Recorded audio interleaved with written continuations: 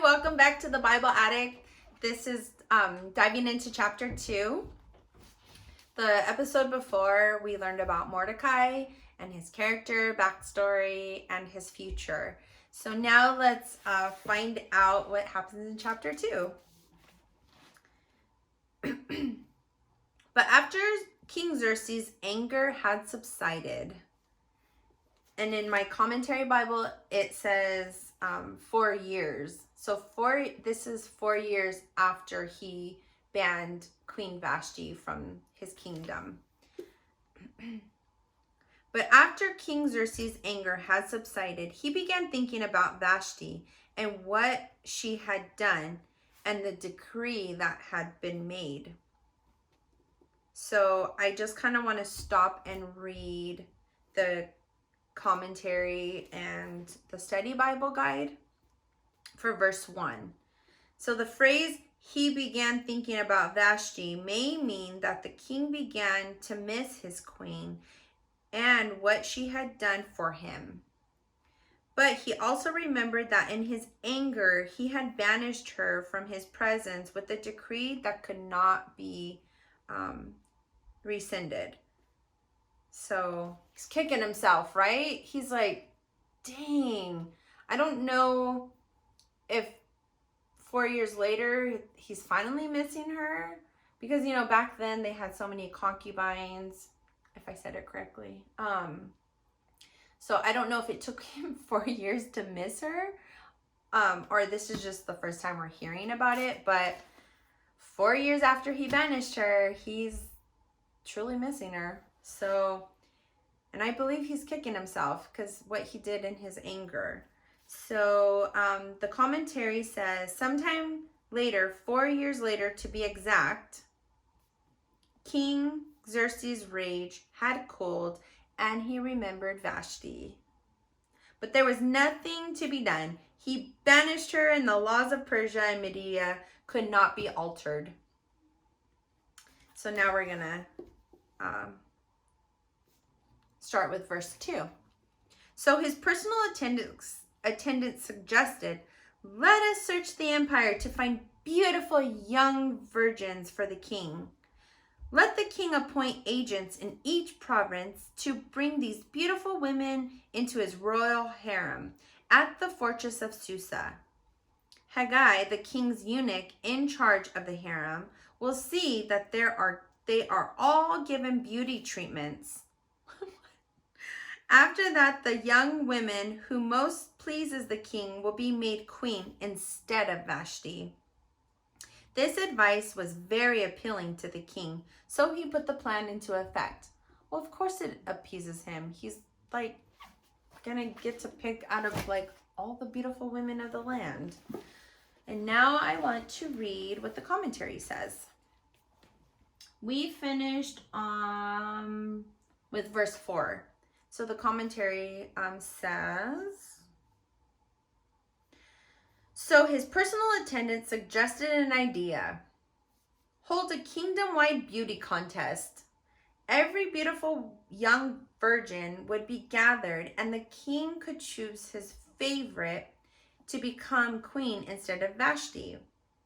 King Xerxes thought this was a great idea. After all, the winner would receive him as the grand prize. He's like, I think it's hilarious because he just thinks so highly of himself. Everything to this point appeared to have nothing to do with the people of God. An arrogant Gentile king threw a 6-month bash, got drunk, had marital problems, and sent a search party to find him a new beautiful bride. Yet these events started a chain reaction that would lead to the potential destruction of God's people, followed by an amazing 11th hour deliverance through God's providence. Providence, my bad. I don't want to read. Okay, I think we're good still. I don't want to read ahead of the Bible. God is sovereign. This, in fact, is one of his chief attributes in Scripture. He has supreme authority over all creation. The Lord works out everything in agreement with his purpose of his will. That sentence is found in Ephesians 1:11. From him and through him and to him are all things. Romans 11. Providence is the miraculous and mysterious way that God weaves events together behind the scenes so that his sovereignty over the world is carried out. Though the book of Esther never mentions the name of God, his breathtaking providence in her life and on behalf of his people couldn't be more obvious. I agree. So, all throughout the Bible, God uses very flawed people for his kingdom. And this is no exception. King Xerxes is full of himself. He thinks he's the grand prize for a new bride. He he banished his wife in a tantrum. So God can use that. God's like, I'm gonna use that. So there's no exception. Even though God's not mentioned, you can see God's hand already in chapter 1 too. But so now in the Bible we are on verse 5.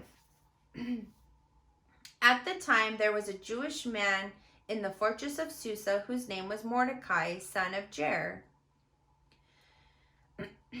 He was from the tribe of Benjamin and was a descendant of Kish and Shimei.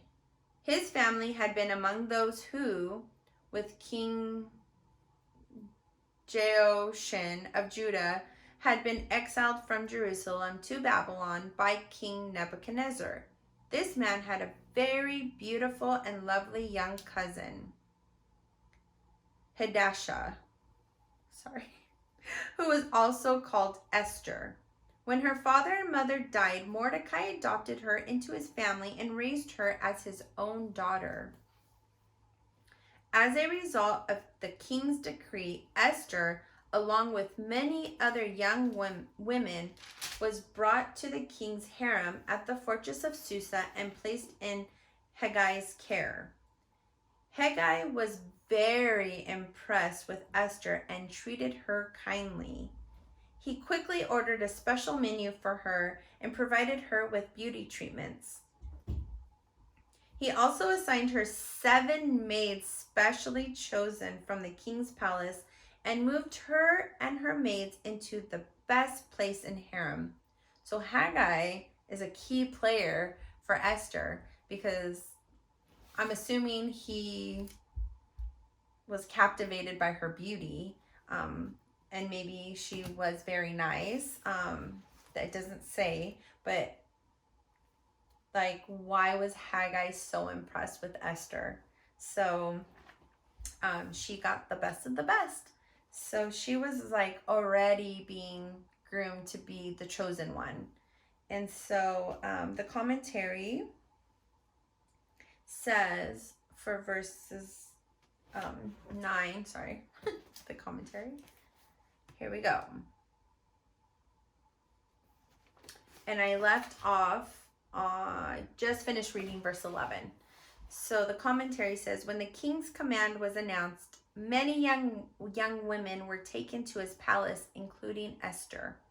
The man who supervised the beauty contest especially liked her. So Esther received a spa package unlike any other woman had ever seen. At no time, though, did Esther reveal her ethnicity because Mordecai had ordered her not to do so. So no one in the palace knew she was a Jew. Apparently, he didn't think she could become queen otherwise because of existing attitudes in the empire against the Jews. So the Jews were they were looked down upon. So he was like, do not tell anyone that you are a Jew. So that's interesting. I like the commentary. It's like the beauty contest, she got the spa package. So I like how he words that. Verse 10. Esther had not told anyone of her nationality and family background. because Mordecai had directed her not to do so. Every day, Mordecai would take a walk near the courtyard of the harem to find out about Esther and what was happening to her. He really cared for her. That was like his daughter, even though he was the older cousin. He loved her like she was his daughter. So, of course, she's taken away and he wants to check up on her, which is perfectly normal. Verse 12. Before each young woman was taken to the king's bed, she was given the prescribed 12 months of beauty treatments. 12 months, that's crazy. 6 months with oil of myrrh, followed by 6 months with special perfumes and ointments. That's like so interesting. When it was time for her to go to the king's palace, she was given her choice of whatever clothing or jewelry she wanted to take from the harem. That evening, she was taken to the king's private rooms. And the next morning, she was brought to the second harem. Let me see what harem says right here. Oh, just another part of the harem. Where the king's wives lived. So he had many wives. He's crying over one. He was mad over one. Like, this guy had so many wives and girlfriends. Like, oh, that's how you know he's just so full of himself. There she would be under the care of Shashishgaz, the king's eunuch in charge of the other concubines. She would never go to the king again unless she had let me read that again. She would never go to the king again unless he had especially enjoyed her and requested her by name. So she's just like a prisoner. You know, he like picks her. She's placed with the other wives. I'm sure that was fun. And then she can't go to him ever again. Let's see if the commentary says anything. 12 to 14. Okay. It says, the text speaks of each young woman's turn to go to King Xerxes. This was not merely an opportunity to say hello. Rather, the phrase was a euphemism for sleeping with the king, as 2:4 makes it clear. For 6 months prior to the event, each candidate for queen received 1 round of beauty treatments, and during another 6 months, she received a second round. That's a lengthy preparation for one night with the king. When each woman's turn arrived, she would go in the evening to the king, and in the morning she would return to a second harem. Unless the king requested her, she'd never go to him again. Though this kind of behavior may have been acceptable in the Gentile world, it was considered scandalous among God's people. A man and woman were only to engage in a one flesh union when they had come together as husband and wife. Furthermore, the people of Israel were not to marry unbelievers. But sometimes God allows things to happen of which he doesn't approve in order to accomplish his greater purpose. This could also explain why God kept his name from being mentioned in this book. It's a great perspective. See why I like to cross-reference and read study Bible, his commentary. I mean, you get a lot of takes or perspectives. I really like it. And then we are on verse 15, if you're following along. Excuse me. Esther was the daughter of Abihail, who was Mordecai's uncle. When it was Esther's turn to go to the king, she accepted the advice of Hegai, the eunuch in charge of the harem. She asked for nothing except what he suggested, and she was admired by everyone who saw her. she was beautiful, right? I can only I picture her leaving the spa and walking down when it's her turn to go meet the king, and people are it's like a catwalk going down the hallway. I don't know. Sorry, that's just the vision I got. People are like, whoa, who is this girl? Okay, anyways. Verse 16. Esther was taken to King Xerxes at the royal palace in the early winter of the 7th year of his reign. And the king loved Esther more than any of the other women. He was so delighted with her that he set a royal crown on her head and declared her king instead of Vashti. To celebrate the occasion, he gave a great banquet in Esther's honor for all his nobles and officials, declaring a public holiday for the provinces and giving generous gifts to everyone.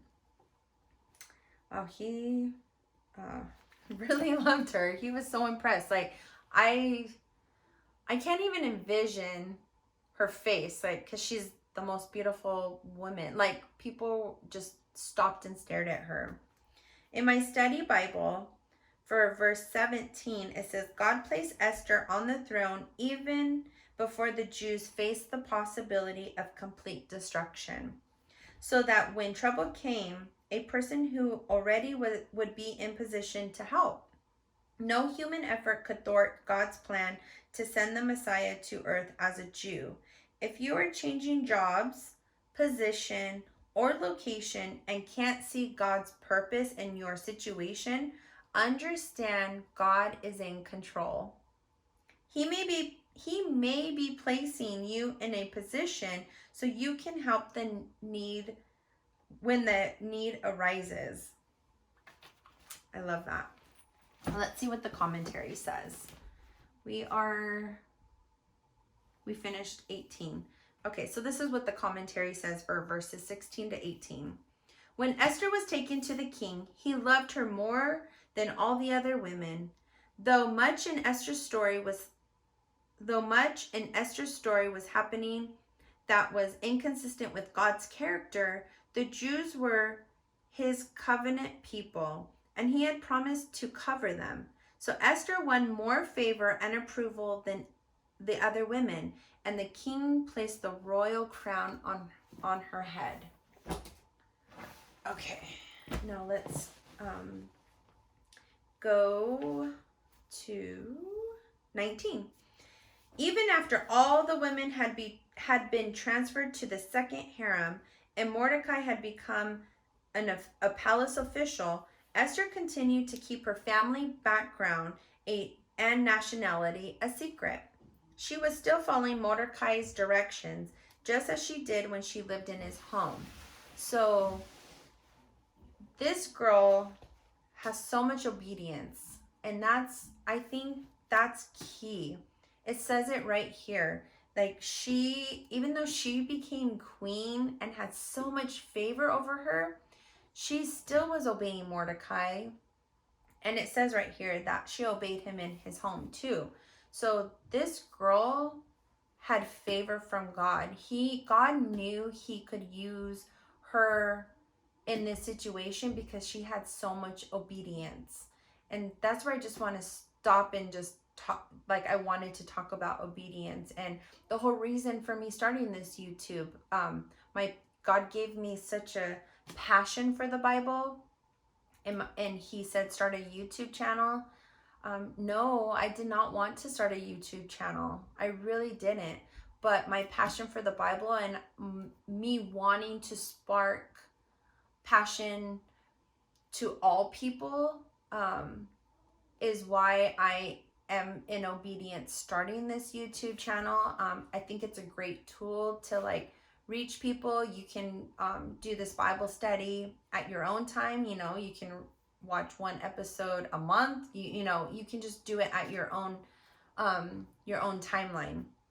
But I really, really want you to get sparked and be excited for the Bible. But obedience is key. We don't understand why he's asking us to do something, but we do it anyways. And she respected Mordecai as a father figure to obey her, like as children should obey their parents. So I think like it's so easy to overlook that one verse. But I wanted to stop and acknowledge her obedience already and how God knew her obedience. So let me see if the commentary has anything for verses 20. Okay, it goes to 22 and 23. So I'm just going to go ahead and finish out the chapter. The next few verses says that this is Mordecai's loyalty to the king. Verse 21. One day as Mordecai was on duty at the king's gate, two of the king's eunuchs, Bigthana and Teresh, who were guards at the door of the king's private quarters, became angry at King Xerxes and plotted to assassinate him. But Mordecai heard about the plot and gave the information to Queen Esther. She then told the king about it and gave Mordecai credit for the report. When an investigation was made and Mordecai's story was found to be true, the two men were impaled by a sharpened pole. This was all recorded in the book of the history of King Xerxes' reign.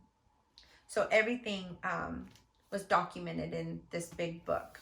Any of the, I'm sure if anything official or whatever, it's like a history book. So my study Bible doesn't have anything for the end of the chapter, but my commentary does. So let's read what verses 19 to 23 says in the commentary Bible. One day Mordecai was sitting at the king's gate, a fact indicating he worked for the king in some capacity, and from that position had told Esther not to inform the king that she was a Jew. While on duty, Mordecai overheard two of the king's eunuchs plotting to assassinate King Xerxes. So he immediately told Esther, and she reported the plot to the king on Mordecai's behalf. This last piece of information is important because it tells us Esther gave Mordecai credit for uncovering the scheme. Once everything was investigated and verified, the two eunuchs were executed, and the event was recorded in the historical record in the king's presence.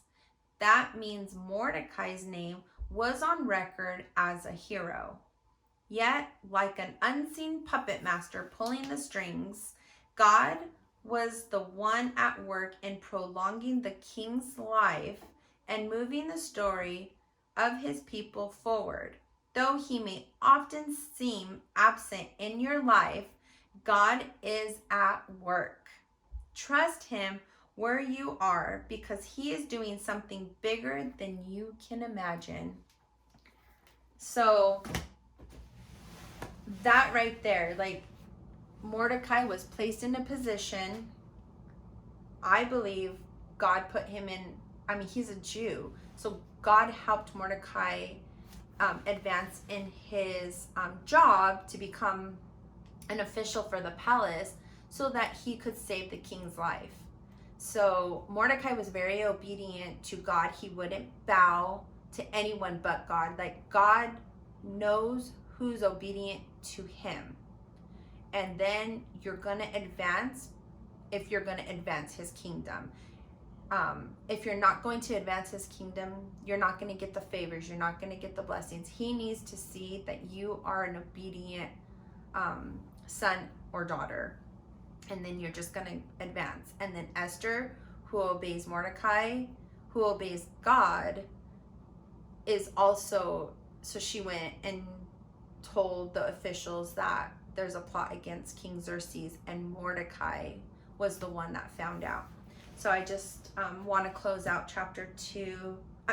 Close out chapter 2 with just already you can see the obedience and God's hand all over these lives. It's crazy. I love how they talk about, God's like woven strings, like sometimes all we see are just the strings. We don't see how they're making, a beautiful quilt or whatever, the end piece.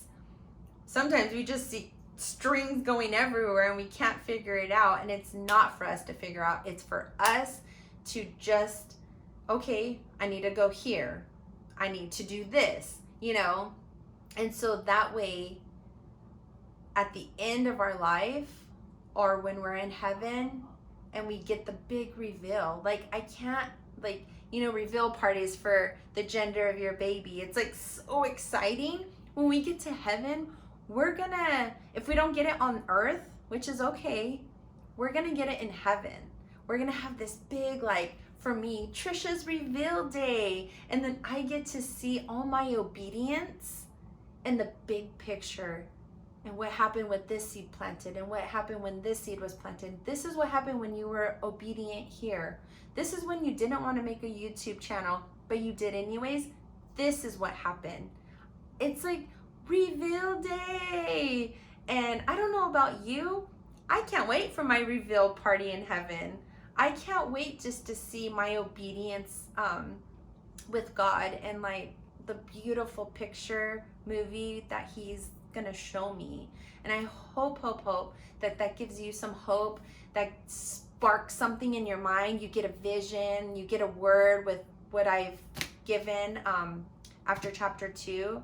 And I hope that puts a big smile on your face, because sometimes, like it said, our obedience or our good doings, sometimes we don't see anything from it. Sometimes we don't even get a thank you from someone, and that's okay, because we're gonna have a reveal party in heaven, so sometimes we feel dang, I'm doing all this, and I don't see anything. You will. Just keep in mind your reveal party in heaven, and that will hopefully fan the flame for you to move forward in obedience and just trust in God. Okay, that was my little 2 cents at the end of chapter 2. See you at chapter 3.